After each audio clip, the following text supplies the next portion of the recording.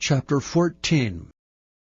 Now Joab the son of Zeruiah perceived that the king's heart was toward Absalom.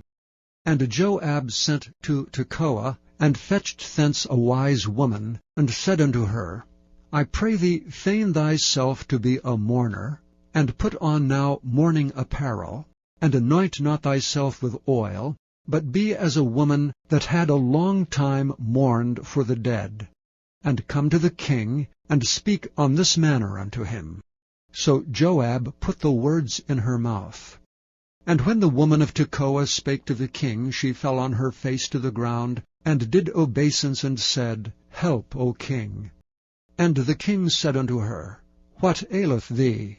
And she answered, I am indeed a widow woman, and mine husband is dead. And thy handmaid had 2 sons, and they 2 strove together in the field, and there was none to part them, but the one smote the other, and slew him.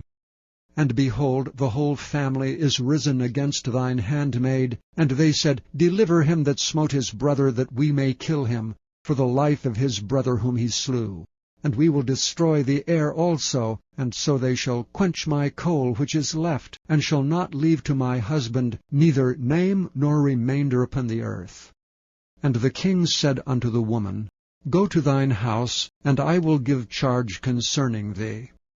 And the woman of Tekoa said unto the king, My lord, O king, the iniquity be on me, and on my father's house, and the king and his throne be guiltless. And the king said, Whosoever saith aught unto thee, bring him to me, and he shall not touch thee any more. Then said she, I pray thee, let the king remember the Lord thy God, that thou wouldst not suffer the revengers of blood to destroy any more, lest they destroy my son. And he said, As the Lord liveth, there shall not one hair of thy son fall to the earth. And the woman said, Let thine handmaid, I pray thee, speak one word unto my lord the king. And he said, Say on. And the woman said, Wherefore then hast thou thought such a thing against the people of God?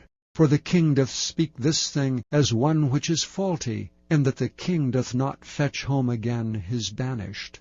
For we must needs die, and are as water spilt in the ground, which cannot be gathered up again. Neither doth God respect any person, yet doth he devise means, that his banished be not expelled from him. Now therefore that I am come to speak of this thing unto my lord the king, it is because the people have made me afraid, and thy handmaid said, I will now speak unto the king. It may be that the king will perform the request of his handmaid.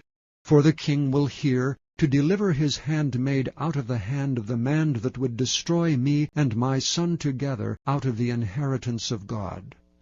Then thine handmaid said, The word of the Lord the king shall now be comfortable. For as an angel of God, so is my lord the king to discern good and bad. Therefore the Lord thy God will be with thee. Then the king answered and said unto the woman, Hide not from me, I pray thee, the thing that I shall ask thee. And the woman said, Let my lord the king now speak. And the king said, Is not the hand of Joab with thee in all this? And the woman answered and said, As thy soul liveth, my lord the king, none can turn to the right hand or to the left from aught that my lord the king hath spoken.